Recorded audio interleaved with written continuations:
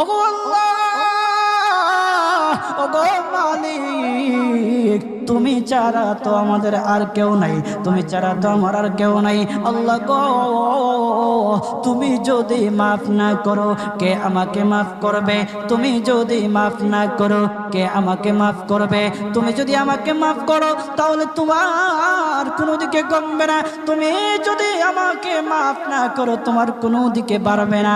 আল্লাহ গো, তুমি আমাকে মাফ করে দাও। সারাটা জীবন অন্যায় কাজ করেছি, সারাটা জীবন নাফরমানি করেছি, আমার কাছে কালেমার দাওয়াত কম আসে নাই, আমার কাছে কালেমার দাওয়াত কম আসে নাই, আমাকে লোকেরা কম বোঝায় নাই। ওগো আল্লাহ, তুমি আমাকে মাফ করে দাও। মাফ না করলে কোথায় যাব, কার কাছে যাব?